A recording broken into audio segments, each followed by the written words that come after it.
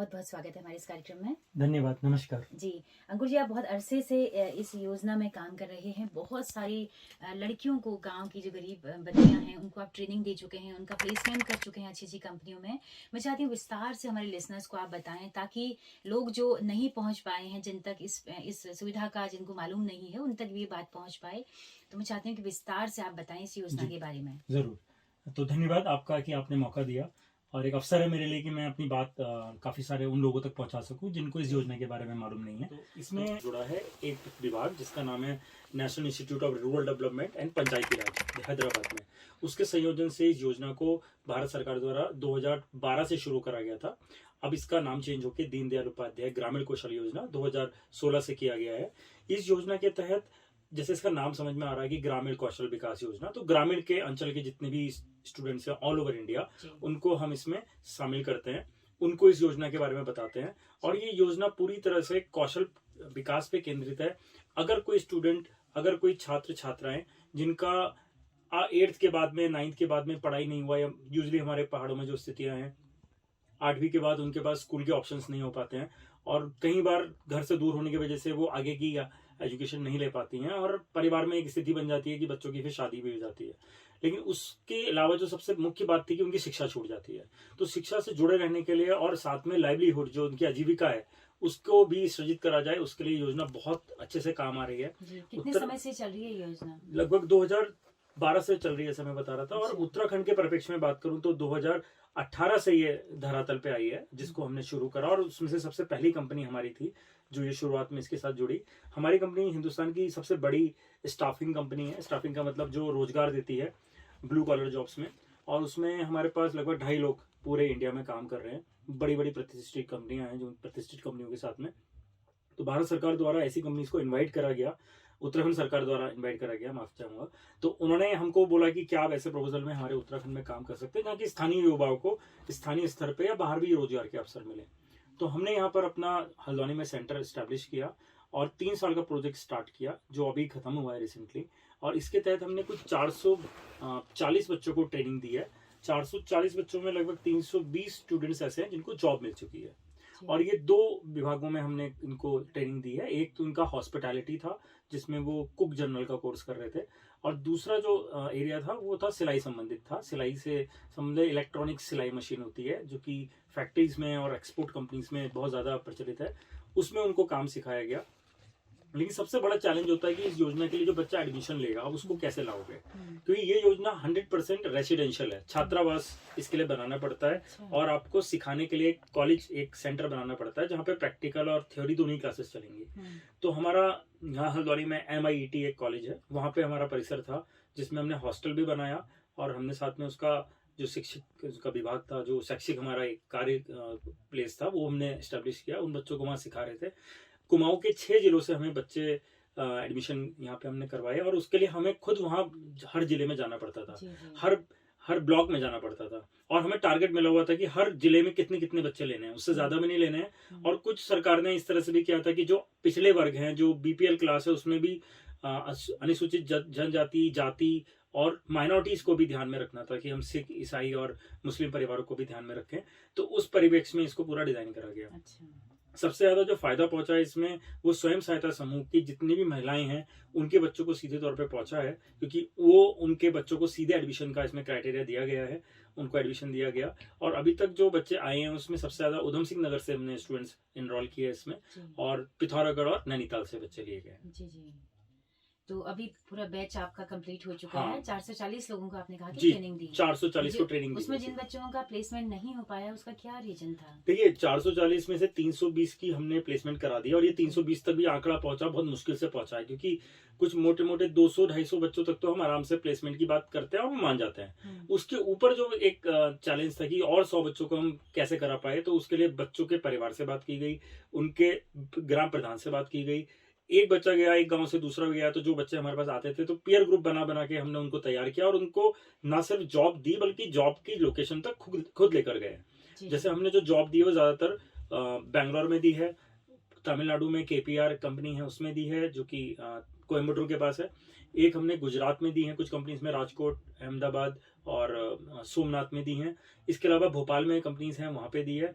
उत्तराखंड के परिप्रेक्ष्य में बात करूँ तो यहाँ जॉब्स के उतने ऑप्शन नहीं मिल पाए बच्चों को, क्योंकि हमें सिक्योरिटी का भी ध्यान रखना था कि जहाँ बच्चे जॉब के लिए जाएं वहाँ पे उनको रहने में खाने में दिक्कत ना हो, और क्योंकि हम सीधे बच्चे से नहीं जुड़े हैं, परिवार से जुड़े हुए हैं, जी। कुछ भी समस्या आई है गरीब परिवार आपके ऊपर, फिर वो विश्वास नहीं कर पाएगा कभी भी। तो यहाँ पे इस तरह का इंफ्रास्ट्रक्चर नहीं था कि बच्चे सेफली यहाँ पर नौकरी कर पाए। हाँ, जो कि आप सिडकुल का एक माहौल देख सकते हैं, तो वहाँ उतना सिक्योर नहीं है, और वहाँ पे जॉब भी उस ट्रेड की नहीं मिल पाती है जो कि अवेलेबल है। यहाँ पे मैन्युफैक्चरिंग है या यहाँ पे ऑटोमोबाइल का काम होता है, तो उन बच्चों ने तो जॉब ज्वाइन करनी है अपनी सिलाई से संबंधित कार्य में, जी, तो जी। वो कार्य सीखने के लिए तो उनको कहीं ना कहीं उसी संबंधित कंपनी में जाना होगा, जी। तो जिसके अवसर हमें यहाँ नहीं मिल पा रहे थे। तो ऐसा नहीं है कि बच्चों को हमने नहीं बताया, डे वन से जब हम उनको मोबिलाइज करते हैं, बताते हैं, पहले से ही बता देते हैं कि भाई आपको जॉब के लिए बाहर जाना होगा, आप तैयार हैं तभी आप हमारे साथ चलें। और उन बच्चों की जानकारी फिर जिला कार्यालय में भी हमें सबमिट करनी पड़ती थी कि आपके जिले से इतने बच्चों को हम लेके जा रहे हैं जी, और इनकी ट्रेनिंग कराई जाएगी। तो विभाग भी हमारे साथ साथ इसमें बहुत अच्छे से सहयोग करता रहा, जी, जी। और साथ में हमारा जब ट्रेनिंग, क्योंकि हम प्राइवेट कंपनीज हैं और ये पीपीपी मोड पे योजना चल रही थी कि सरकार भी साथ में है और प्राइवेट कंपनी भी साथ में है, तो जी, हमें जी। जॉब की तो कभी प्रॉब्लम नहीं है। हम जॉब तो हमारे बहुत सारी रहती अच्छा है, बहुत है, लेकिन लोग ही नहीं करना चाहते, लेकिन लोग बाहर नहीं के मिल लोग। पाते हैं। जी हाँ, क्योंकि साउथ में थोड़ा सा उनको बहुत दूर लगता होगा, थोड़ा नॉस्टैल्जिक फीलिंग होती होगी, जो बिल्कुल भी होती है। हाँ, लेकिन जी। एक और बात भी है कि अगर मैं ऐसा नहीं कि हमने स्थानीय स्तर पर रोजगार नहीं दिए, होटल में यहाँ भी रोजगार के अवसर दिए, जी। लेकिन यहाँ पर फिर बच्चों के साथ प्रॉब्लम एक ये होती है कि घर पास होता है, 2-3 महीने जॉब करते हैं, फिर घर आ जाते हैं या घर वाले बुला लेते हैं।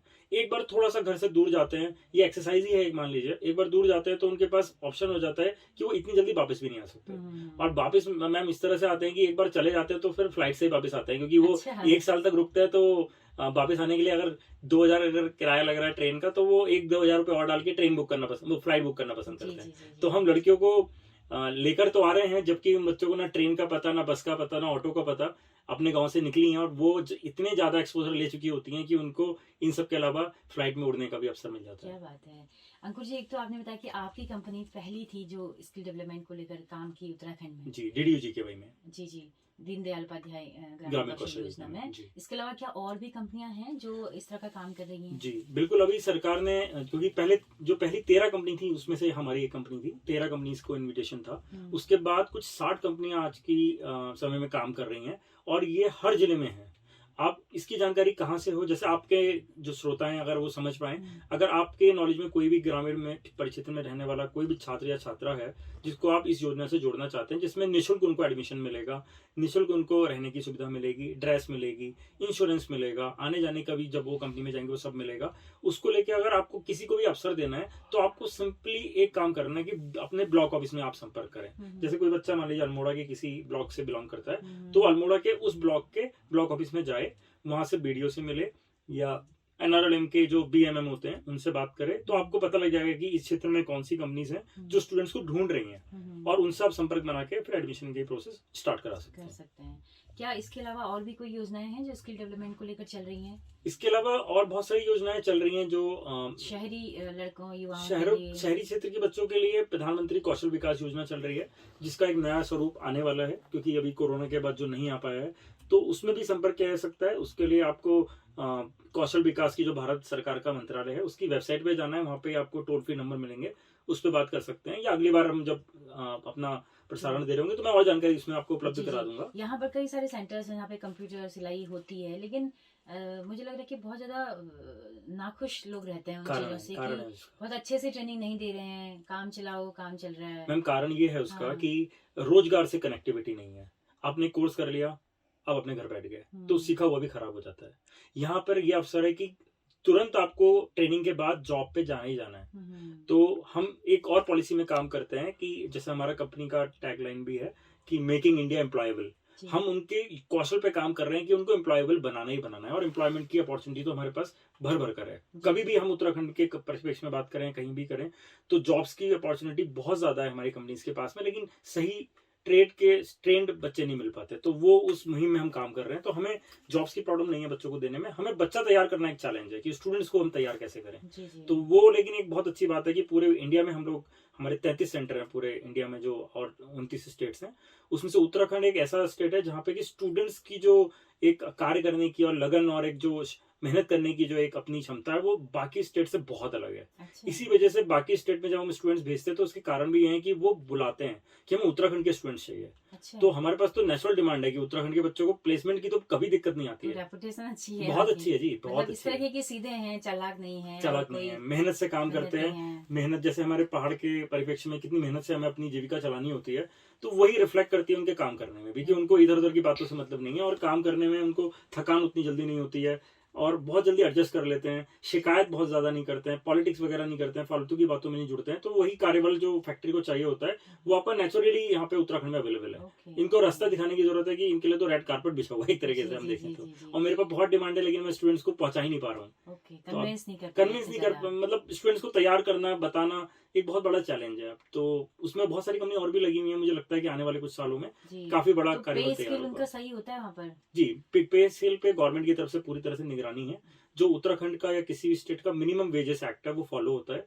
उसको तो कम से कम इतना मिनिमम वेजेस मिल ही जाता है, साथ में उसको पीएफ मिल रहा होता है, ईएसआई की सुविधा मिल रही होती है।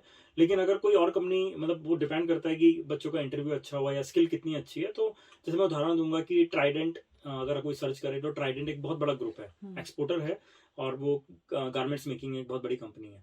वहां पे हमारे अभी 60 बच्चे कुछ अप्रैल के आसपास प्लेस हुए थे। तो उनकी सैलरी ही 18,000 स्टार्टिंग थी। तो मतलब वो बच्चे बीए भी नहीं करे हुए हैं, कुछ एक बीए कर रहे होंगे, कुछ 8वीं या 9वीं तक भी मुश्किल से पहुंचे होंगे। तो उन बच्चों को आराम से 18,000 रुपए पे मिल रही थी और अब बढ़ गई है। अभी 6 महीने होने को आ रहे हैं तो कुछ 20-22 हजार के आसपास पहुंच गई है। तो सैलरी को लेके बहुत ज्यादा प्रॉब्लम नहीं है। कुछ की शुरुआत कम से होती है तो वो ज्यादा मेहनत करते ही हैं तो उनकी बढ़ जाती है, और कुछ को मौका अच्छा मिल जाता है तो अच्छी सैलरी भी मिलती जी, है। तो चलते चलते क्या संदेश देना चाहेंगे हल्द्वानी के लिसनर्स के लिए, पहाड़ के हमारे श्रोताओं के लिए?